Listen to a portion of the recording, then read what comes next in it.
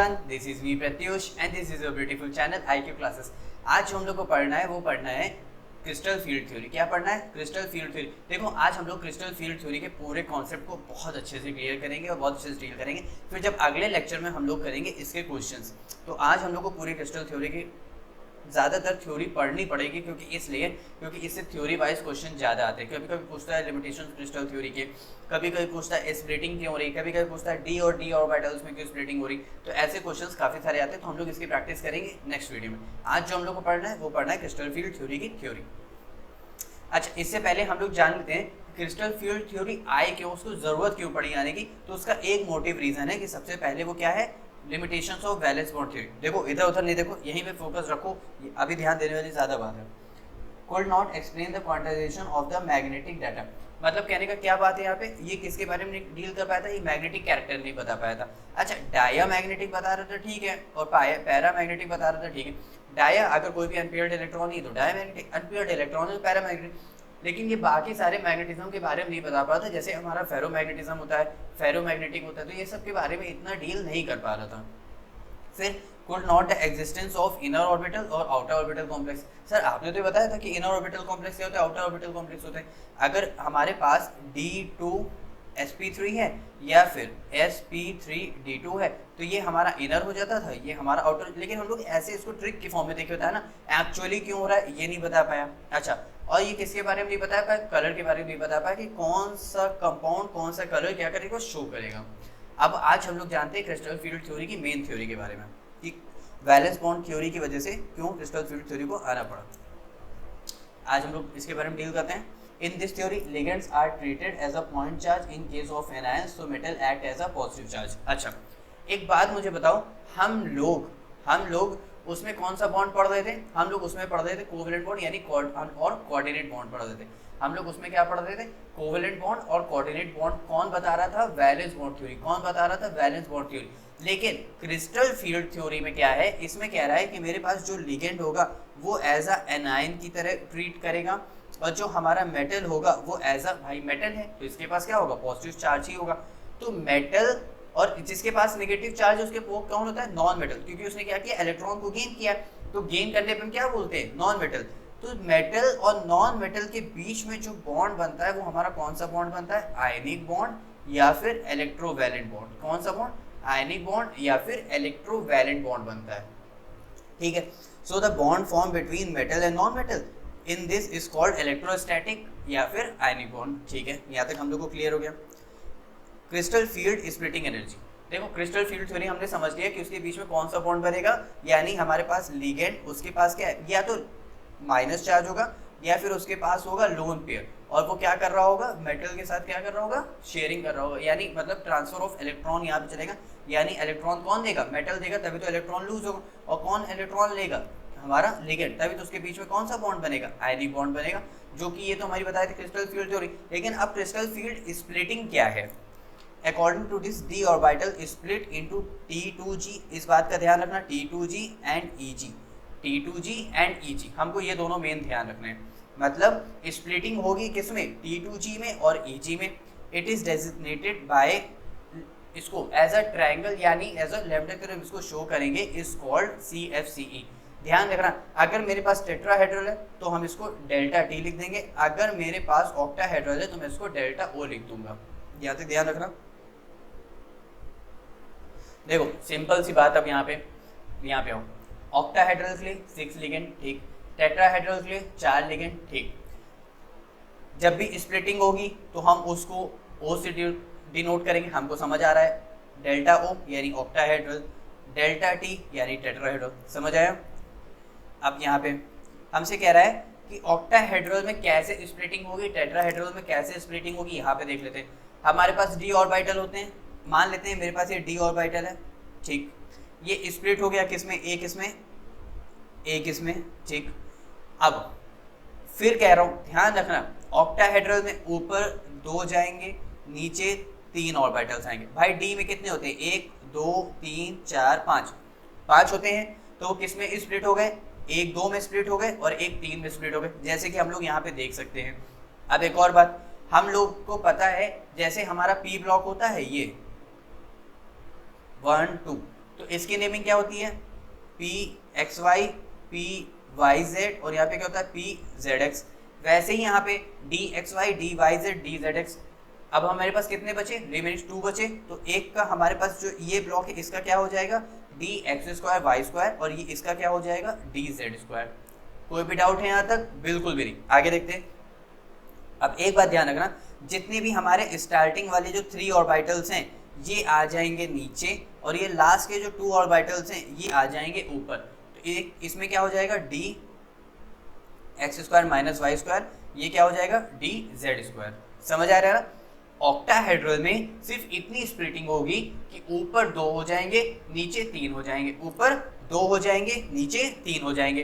तो ये रहा हमारा ऑक्टाहेड्रल। अच्छा, अब इसकी इन्होंने एनर्जी क्या कर दिया है, डिवाइड कर दिया, एनर्जी को स्प्लिट कर दिया। इन्होंने बता दिया है यहाँ पे जो एनर्जी होगी वो कितनी होगी। अगर टेट्राहेड्रल होता तो डेल्टा टी होता, ऑक्टाहेड्रल होता तो डेल्टा ओ है, लेकिन यहाँ पे 10 इनकी एनर्जी क्या कहते हैं, इसकी सेम रहेगी ही रहेगी। लेकिन अब एक बात बताओ, जो ऊपर एल्टीट्यूड में यानी वो पॉजिटिव साइड है, यानी उसकी वैल्यू ज्यादा होगी, नेगेटिव वाले की नीचे वैल्यू कम होगी। अच्छा, इसको अगर कट करोगे तो क्या आएगा, 0.6 यही आएगा, और नीचे वाले कट करोगे क्या आएगा, 0.4। देखो दोनों को ऐड करके देखो, बीच का जो मिडिल का वो 10 आ रहा है ना, तो ये ऐसे ही है, या तो रेशियो वाइज में लिख दो या ऐसे लिख दो। ये रहेगा पॉजिटिव में, ये रहेगा माइनस में, क्योंकि भाई नीचे है ना, नीचे जैसे हमारे पास ये नहीं होता है एक्स और वाई, एक्स अरे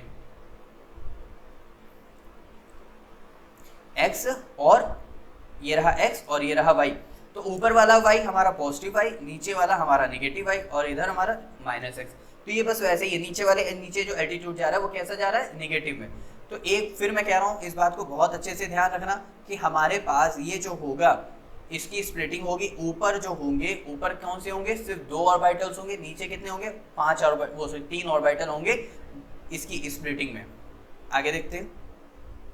In octahedral, 6 ligand approaches to the central metal atom ion on this dx square y square and dz square। ठीक है। अच्छा, यहाँ पे देखते हैं। यहाँ पे अब हमारे पास D x square Y square का स्ट्रक्चर कैसे बनता है, ऐसे बनता है। ये हमारा जो इसका जो प्लेन होता है वो हमारा होता है ऑन द एक्सिस। कैसा होता है, ऑन द एक्सिस। देखो मैं फिर कह रहा हूँ, ये क्वेश्चन में पूछा जाता है कि जो टेट्राहेड्रल होते हैं, जो हमारे पास टेट्राहेड्रल होते हैं और जो हमारे पास ऑक्टाहेड्रल होते हैं, उसमें जो प्लेन्स होते हैं वो कैसे लाई करते हैं। जो हमारे पास ये जो प्लेन्स हैं वो कैसे लाई करते हैं, तो हमारे पास टेट्राहेड्रल में बिटवीन द एक्सिस चलेगा। कैसा चलेगा, बिटवीन द एक्सिस। और ऑक्टाहेड्रल में कैसे चलेगा, ऑन द एक्सिस, यानी एक्सिस के ऊपर चलेगा। कैसे चलेगा, एक्सिस के ऊपर चलेगा। अब एक ट्रिक के हिसाब से चलो थोड़ा सा ध्यान देख लेते हैं। ओ से ऑक्टाहेड्रल, ओ से ऑन, ओ से ऑक्टाहेड्रल, ओ से ऑन, ओ से ऑक्टाहेड्रल, ओ से ऑन। तो इस तरीके से ध्यान रखना कि ऑक्टाहेड्रल में ऑन द एक्सिस चलेगा और टेट्राहेड्रल में कैसे चलेगा, बिटवीन द एक्सिस। अभी टेट्राहेड्रल आएगा, चिंता करने की कोई बात नहीं है। तो ये रहा हमारा ऑन द एक्सिस, यानी एक्सिस के जो ऊपर चल रहा है। तो ये हमारा कैसा है, ऑन द एक्सिस। ये एक्सिस के ऊपर चल रहा है तो ऑन द एक्सिस। ठीक है। अब किसके किसके बीच में बन रहा था, एक्स और वाई के बीच में बन रहा था। किसके बीच में बन रहा था, एक्स और वाई के बीच में बन रहा था। अब ये डी जेड स्क्वायर है, यानी 2 जेड, तो मैंने एक जेड मैंने बना दिया। अब दूसरा जेड कैसे बना रहा हूँ, ऐसे सर्किल फॉर्म में, स्फीयर के फॉर्म में, कि बताने के लिए कि ये भी कैसा है, ऑन द एक्सिस है। अब यहाँ पे भी देख लेते हैं हमारे पास। हमको कैसे सर ये कैसे याद रहेगा कि ऑक्टाहेड्रल में स्प्लिटिंग जो है ऊपर 2 हो जाएगी, नीचे 3 हो जाएगी। अब इसको एक ट्रिक के फॉर्म में याद रखना कि T2G कितने हैं, इसमें 3 हैं। इसमें कितनी नेमिंग आ रही, एक T आ रहा, एक E आ रहा, एक G आ रहा, टोटल कितने, 3। तो नीचे 3 ऑर्बिटल्स, E G कितने हैं, 1 है, 2 है, कितने हैं, 2, तो यानी ऊपर 2 ऑर्बिटल्स। अब इससे याद रहेगा। चलो आगे देखते हैं हम लोग।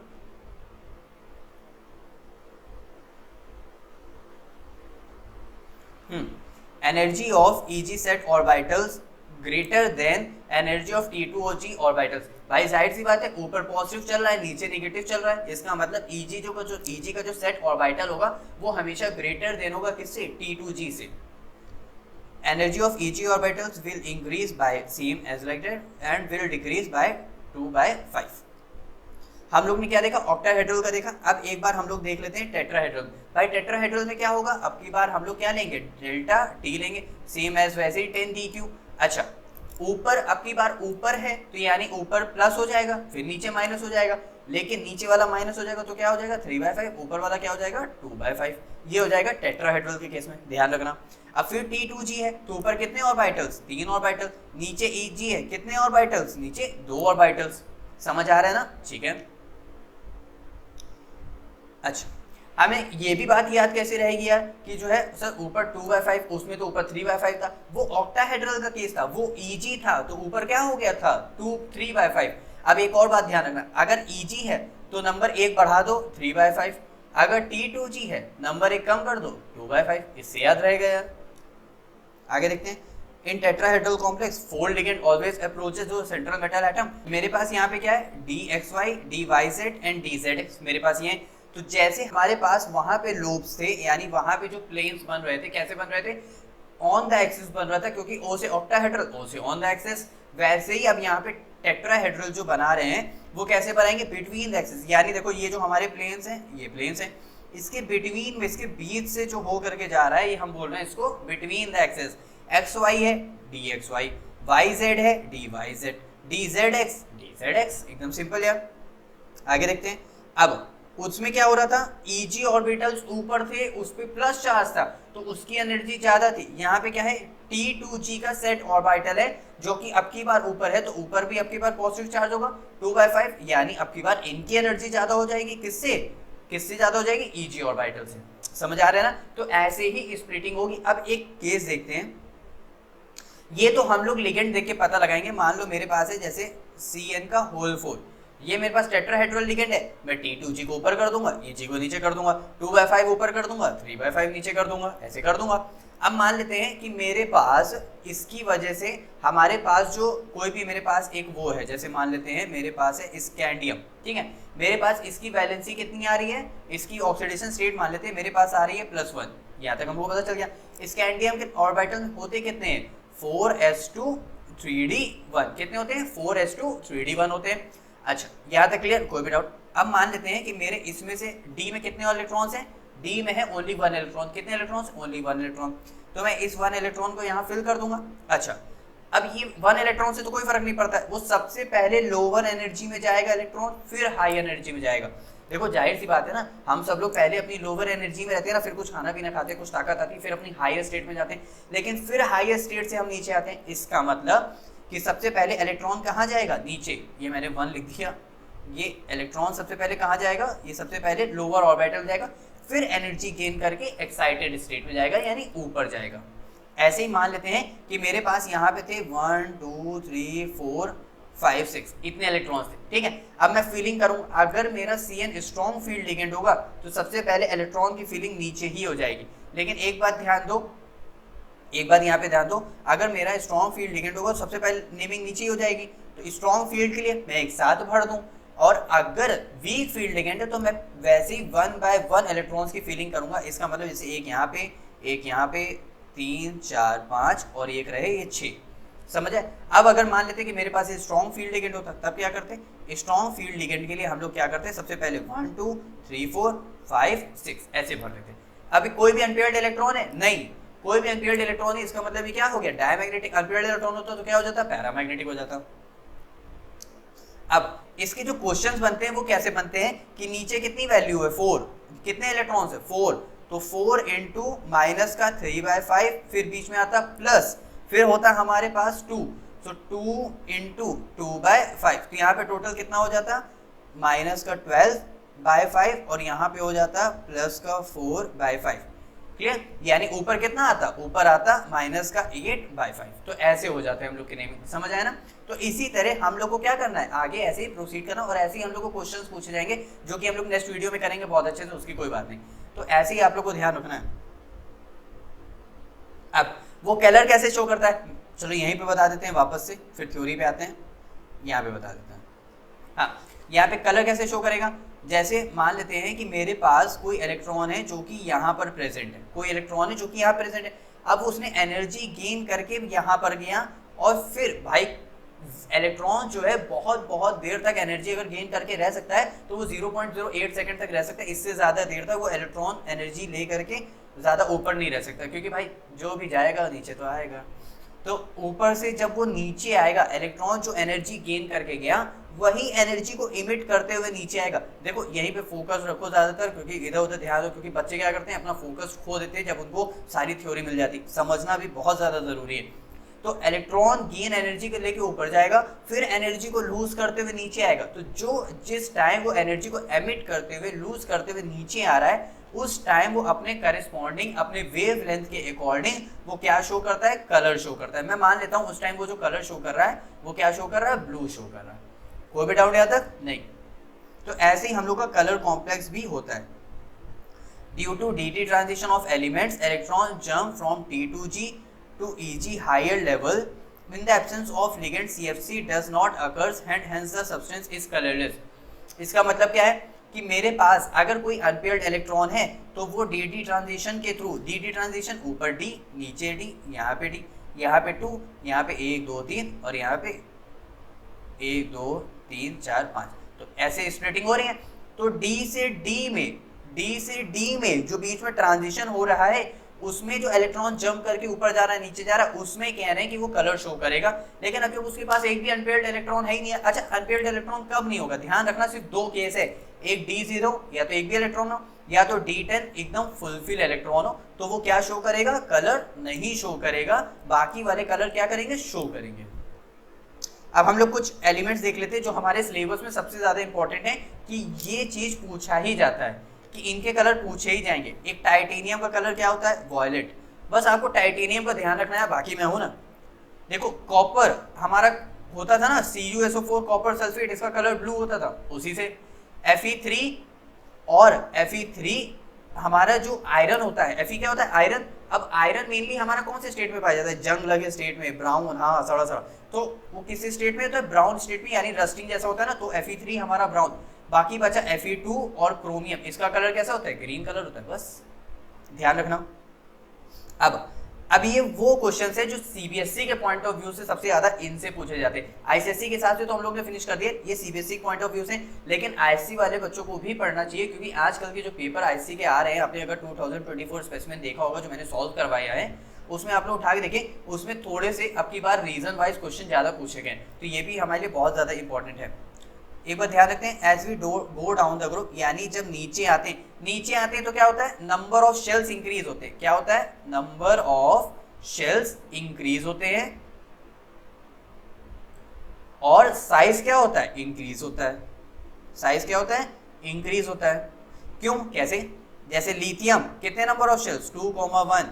सोडियम कितने number of shells, 2,8,1। Number of shells बढ़ रहा है। पोटेशियम कितने, 2, 8, 8, 8, 1। देखो एकदम छोटे बच्चे को मैं समझा रहा हूँ, तो ध्यान रखना, है ना।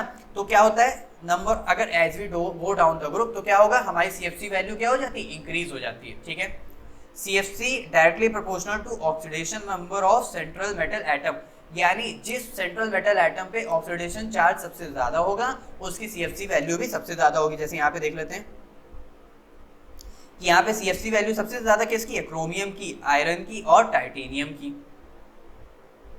अच्छा, ऑक्टाहेड्रल वाले की सीएफसी ज्यादा होगी, टेट्राहेड्रल वाले की कम होगी। अच्छा, SFL ये तो सभी जानते हैं कि स्ट्रॉन्ग फील्ड लिगेंड क्या करेंगे, पेयरिंग करा देंगे, और वीक फील्ड लिगेंड क्या करेंगे, पेयरिंग नहीं कराएंगे। हम लोग ऑलरेडी अभी देख चुके हैं, तो इस बात का ध्यान जरूर रखना। अब हम लोग क्या करेंगे, यहाँ तक देखो थ्योरी इतनी सफिशिएंट थी, जितनी ज्यादा बोर्ड में आ सकती थी उस हिसाब से मैंने बता दिया, क्योंकि हम लोग को पहले फोकस करना है 12th आईसी पे और 12th सीबीएसई पे, बाकी नीट जेईई तो सब तो चलता ही रहता है। उसके हिसाब से हम लोग अब करेंगे बोर्ड के question according to CFT last 5 year question. जैसे हम लोग ने लास्ट 5 ईयर वीबीटी के क्वेश्चंस किए थे, वैसे ही अब हम लोग करेंगे लास्ट 5 ईयर किसके क्वेश्चन, सीएफटी के क्वेश्चंस। क्लियर, तो मिलते हैं नेक्स्ट वीडियो में सीएफटी के क्वेश्चंस के साथ। Bye bye.